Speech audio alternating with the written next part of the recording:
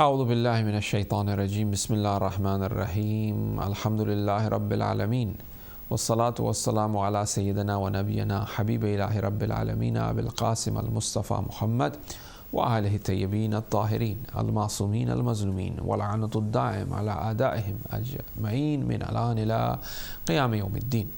أما بعد، قال الله الحكيم في محكم الكتاب المجيد بسم الله الرحمن الرحيم يا أيها الذين آمنوا كتب عليكم الصيام كما كتب على الذين من قبلك لعلكم تتقون. Allah says in the Quran that He has prescribed fasting for us, and as He has prescribed for the previous nations, and the purpose of this fasting is that perhaps you become لعلكم تتقون. So the purpose of our fast in the month of Ramadan is that we become God-weary, is that we become God-conscious. Paradise, Jannah, is a place of full consciousness of God.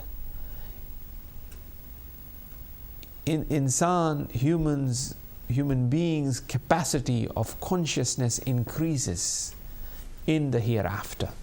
As a matter of fact, as he comes closer and closer to Barzakh, to the purgatory world, and in Barzakh, then Qiyamah, and then Jannah, then in paradise is the highest level of consciousness and certainty in paradise. That's why we have named our programs as the month of Ramadan, fragrance of paradise. In the month of Ramadan, you have the fragrance, you have the beautiful fragrance of Jannah. That is why, for example, the month of Ramadan is a month in which a man is conscious of God. He is fasting, he is about to eat something, he is conscious of God.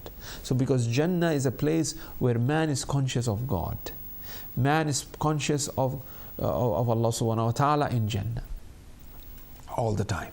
In the month of Ramadan, the same. He tries to, or he is much more compared to other months at least, right? So that's why our program is named after, or got its inspiration from that, the month of Ramadan, the fragrance of paradise. Now, in this month of Ramadan, we pointed out to the essential reality of fasting, what fasting is, and then we were looking at the divine nature of the Quran. What is Quran? As we said that it is the word of God and it's revealed in the month of Ramadan, and we have to have a greater understanding of this book, of this word of God. And as a matter of fact, there's a narration from the Prophet, Iqra wa warqa. It says that read and go higher. The levels of paradise is based on the Quran. The levels of Jannah is based on the Quran. So therefore, the month of Ramadan is the month in which you have the fragrance of Jannah. It will be unfair, or it will be childish that if we do not really focus on the Quran, if we do not really try to understand what Quran is, if we do not really practice reciting Quran in this month. So this month is the month of the Quran, that we have to really have a profound understanding of Quran, and at the same time we have to bring Quran to our life, and that's what we were looking at.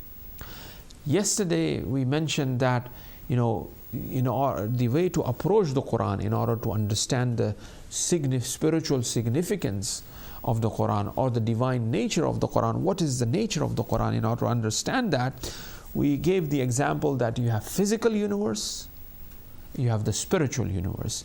When we look at the physical universe, we find that there's a spectrum of things that are around us, and we are still unaware or fully aware of the reality of these things. It is so fascinating, the creation itself. The physicists, they say that maybe we have only discovered 5% of what is out there. That is why God says that there are seven, as we recited, that there is 7 heavens, Sama Sabh, in the dua that we recite, wa ardina Sabh, and the heavens are 7, and the earth are 7. So only 5% that we know. So obviously there are 7 heavens according to the teachings of the Quran. And in the physical universe as well, we say that we only know 5% of it.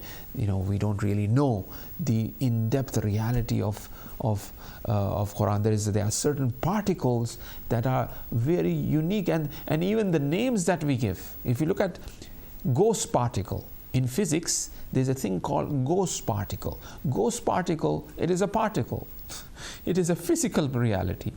And then this ghost particle goes through physical things. It just transfers, it goes through everywhere. You have these ghost particles, and we don't know how they go. And we don't know how they trespass, or they go through these physical particles, right? Physical realities that is out there. That is why they have even, if you look at even the name, it's known as the ghost particle. These materialists, I challenge, I challenge and I speak to these materialists, those who basically praise, Dawkins and these all, you yourself, you physicist, you scientist yourself, using phenomenas, using terminologies that are spiritual, that are immaterial, to explain your physical reality or to explain your physics, which is completely opposite to what you believe in.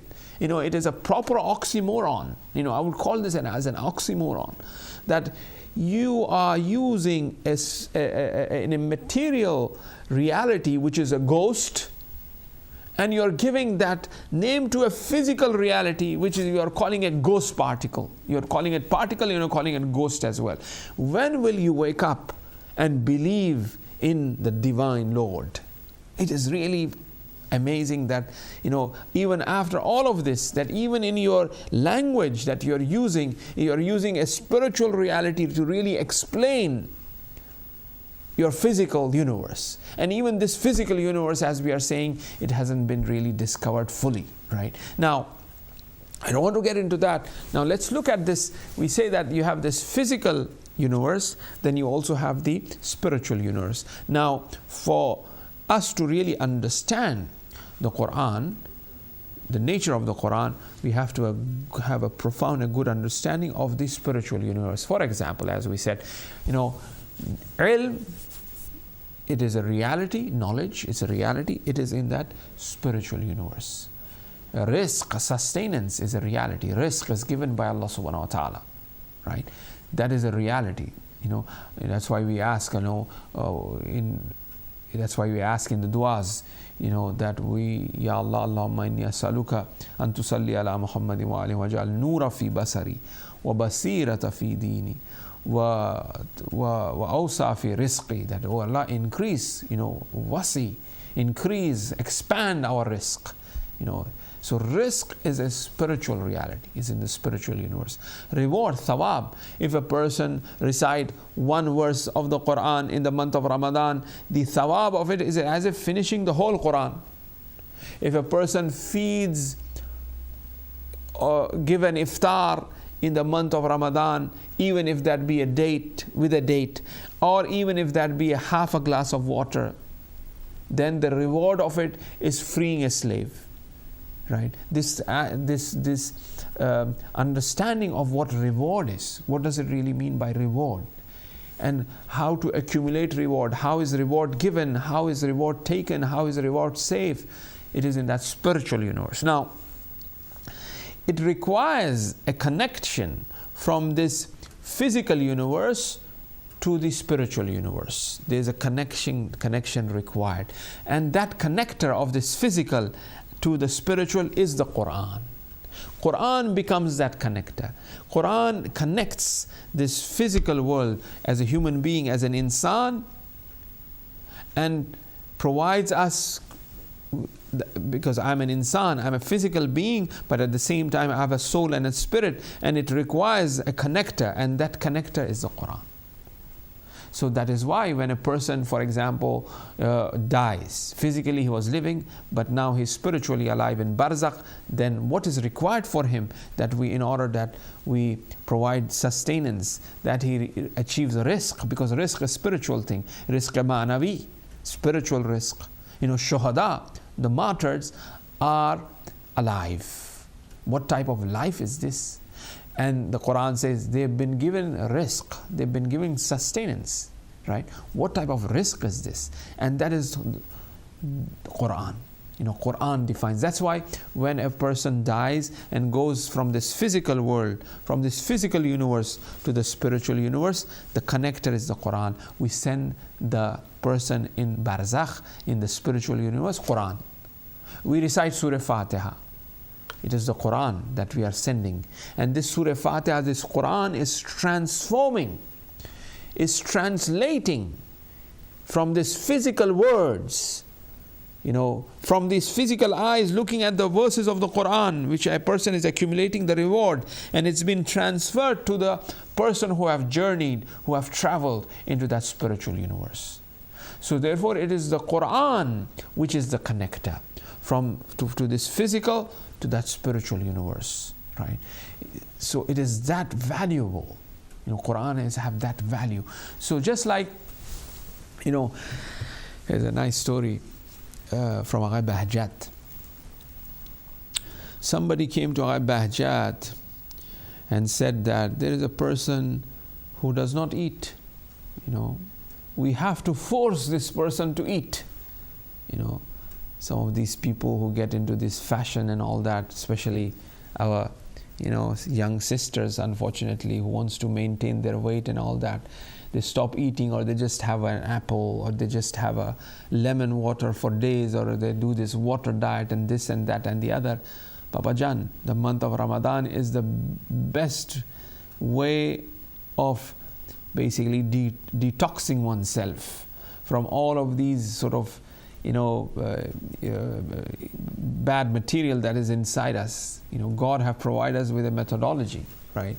Instead of approaching or taking and doing this diet and that diet and so on and so forth. Anyways, so here when we look at, for example, the story of Agha Bahjat, I was mentioning. So he said, Agha Bahjat, somebody came and said, Agha, please, you have to do dua, you have to do this. This is a person who is not eating at all, and we have to force him to eat. Unfortunately, then Agha Bahjat put his head down and said that Maha Mintor, we as well the same way, that like this man, for example, when we are going to pray, when we are fasting, when we are, for example, for Hajj, all of these ibadat which are wajib, when we go to prayer, we have to force ourselves, in order that we pray. It is very it's very difficult. You wake up in the Fajr for Sahri, wake up in the Sahri, wake up in the Fajr for Salatul Fajr. It is what difficulty we have to come and have that spiritual food, which is namaz, to pick up the Quran and to recite, 1 page, 2 page, but when we have the mobile phone, quickly we are just very easy, very happy to read one after the other, flip the pages, so on and so forth, very quickly. Time just goes by. Oh, I didn't realize, but I was just on the mobile. But when it comes to the Quran, we really have to force ourselves. We have to sit. Oh, I have to finish this. Oh, just 10 minutes pass. Just 15 minutes pass. But when we are watching a TV, when we are playing a game, when we are, unfortunately. So our Bahjat says that we as well, look, he reflects, he reflects on this story of a person who is not eating and forced to be eat, does not like, we have to force him to eat in order that he physically survive. So for us as well, in order for us to spiritually survive, we force ourselves to really do ibadat. That's why we have some sort of spirit. That's why Allah subhanahu wa ta'ala, perhaps this is the hikmat, this is the wisdom, that Allah have made fasting wajib, for us. If it was not wajib, we wouldn't have fasted. Right? Allah have made certain things wajib so that our spirit, so that our ruh, so that our soul is alive, so that it stays alive, right? So that it continues. So therefore, there are certain fruits, food, required by our soul and spirit. And Quran is that connector from this physical world to that spiritual universe. Quran connects us. When we want to send reward, for example, it is Quranic based.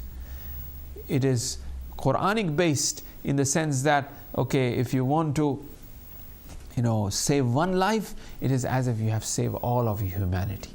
Saving life and the aspect of saving of humanity, which is spiritual, for instance. You may be saving a physical life even by being a doctor, by being a nurse, by helping someone, for example, right? So therefore, the thing that is transferring from this physical reality to that spiritual reality is Quranic basis. The Quran is really helping us do that. So Quran have that sort of power within it. So it is a book, as we said, that we will look at. We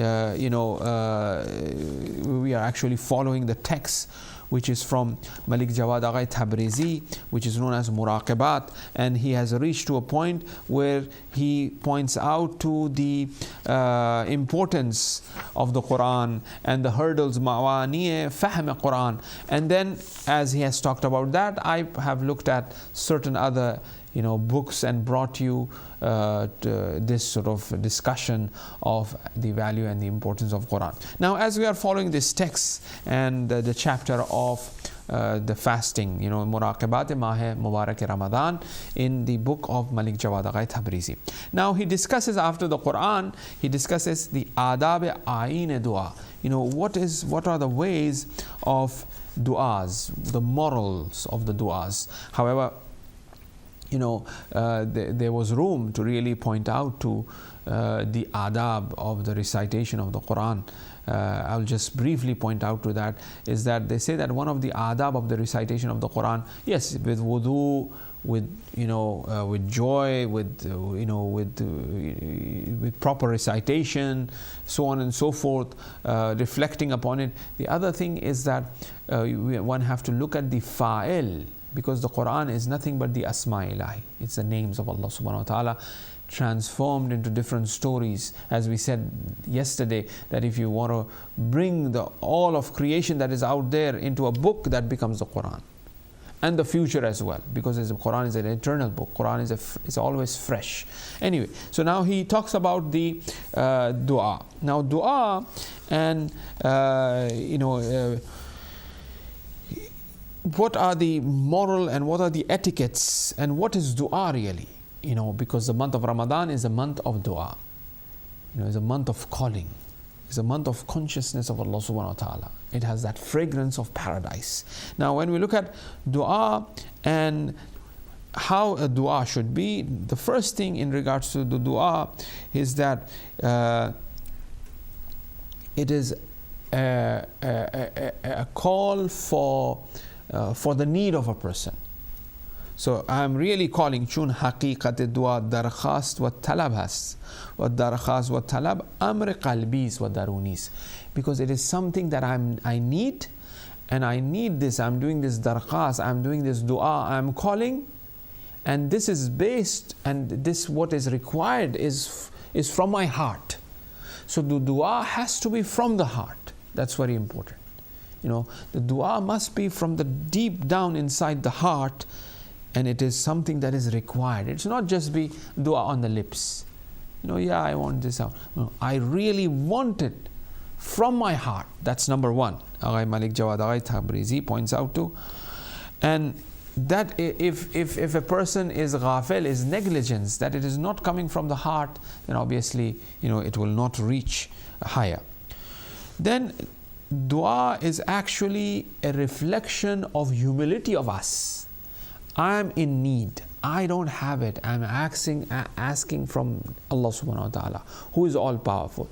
So it must have the element of tawadu. It must have the element of khushu, the awe, the fear, and that element. I shouldn't be arrogant in asking. I shouldn't be proud, so to speak. I should have, humility in me when I'm asking. Then that's what, and I should really reflect that in me. Number 3, the element of hope, because we should have hope in asking as well. If there is no hope, then obviously the dua will not have, or will not come from the heart, or will not have that spiritual effect on us. I have to be hopeful in Allah subhanahu wa ta'ala, right? And continuously in my dua. I just did once, well, still I should be hopeful when I do the dua again. 3rd time, 4th time, I should be always hopeful whenever I'm doing dua. That's point number 3. Number 4 is that obviously I should have the marifat and the knowledge that the one whom I am asking, he has the power to really provide me with what I'm asking. So the element of ilm and the element of knowledge is also required in the dua as such, right? Then the other point which is required in dua, point number 5, Aghay Malik Jawad Aghay Tabrizi says, از آنجا که طلب و درخواست واقعی نمیتواند جز برای خیر و نیکی واقع باشد، چون آدمی خیر و شر واقعی خیش را به درستی نمیداند. Now, what he's saying is that we have to know that dua and what I'm seeking is nothing but khair, it's nothing but good. What I'm seeking, is good. In reality, I don't know what is good and what is bad, in the sense that I'm asking for something, but I don't know, I'm asking for this phone, for example.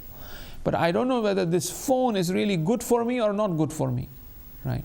Or, for example, the famous story of Hazrat Khizr, the killing of that young lad, which Hazrat Khizr did. He murdered it. Hazrat Musa said, why are you doing this, right? It could be not good for the parents to really lose the son, right? But the parents are doing dua that the son should survive, right? But the son doesn't survive. So I am unaware that what is khair, what is good for me and what is bad for me. If I am doing dua that my son should survive, in the story of Khizr, for example, when we look at it, may Allah subhanahu wa ta'ala protect all our children, inshallah. Now, I'm doing this dua that, that they are doing this dua, their son should survive. Now, their son did not survive. But they thought the khair, the good is in the survival of the son. Now, as the good was in the survival of the son, they were doing dua for the survival of the son. But the son did not survive because God wanted khair for them. So dua is nothing but khair. That's what I'm trying to point out to. When a person is doing dua, he is achieving, he is getting nothing but khair. Whether this hajat, whether this desire that he has be given to him or not given to him, he will achieve khair because he is doing dua. So when we approach dua, we should approach dua in this fashion, that dua is nothing but good. At least we get the khurb ilahi. When I'm sitting and when I'm asking for Allah subhanahu wa ta'ala something, at least that khurb, that nearness is taking place. I'm speaking to God that hour. I'm reciting that dua that hour. I'm connecting to God in that hour. Isn't that khair? I'm asking for a house, for example, that may Allah give me a house, or may Allah, that I pass all my exams, or may Allah, Allah make me, for example, go for ziyarat. That hour that I'm doing dua itself is khair, because it is bringing me close to God. That's what it's doing, right? When I'm reciting that dua. So what Malik Jawad Aghay Tabrizi is pointing out to, that dua is khair mutlaq, is absolute good, right? Sometimes we do not, like as the وَيَدْعُوا الْإِنسَانُ بِالشَّرِّ دُعَاءُهُ بِالْخَيْرِ. Yani it means that the way insan وَيَدْعُوا الْإِنسَانُ بِالشَّرِّ الدُّعَاء بِالْخَيْرِ, the way he approaches the khair, he approaches the shar as well, right, with dua. So he does not really know what is good for him and what is bad for him, but God knows what is good for him and what is bad for him. Now, eventually he will achieve good, because if the son of those parents would have survived, it would have brought such a calamity and famine for them in this dunya, a bad name for them in this dunya if the son was alive, and also would have brought them khusran, deprivation in the hereafter as well. So it was better that their dua of the physical life to survive for the son was not granted, because of the khair that was in there for them and also for that child, right? That's why Hazrat Khizr alayhi salam took life of that child. You see what I mean? So therefore Allah is aware of that khair and shar, what is good and what is bad, and so eventually you will have khair in the hereafter as well, and at the same time that very hour where you are sitting with God and speaking to Him, that itself is nothing but khair, isn't it so? So therefore, now that is what dua is. So it should have these elements in it. Now we will look at the adab, the morals of the dua. So the reality of dua was that, and there's another point in regards to the reality of dua which I will mention it tomorrow inshallah, because the time is up. Is another point, and also we will also point out to certain adab, certain morals of the dua which Malik Jawad Agha Tabrizi discusses in Muraqabat inshallah. غفر الله لنا ولكم والسلام عليكم ورحمة الله وبركاته. May Allah subhanahu wa ta'ala accept all your ibadat, your fast, your recitation of the Quran, your duas, your iftar, your charity inshallah, and reward you in abundance. May Allah subhanahu wa ta'ala bless our marhumin, forgive our marhumin, increase their daraja in barzakh, and mahshur them with Ahl Bayt alayhimus salam. Wassalamu alaikum wa rahmatullahi wa barakatuh.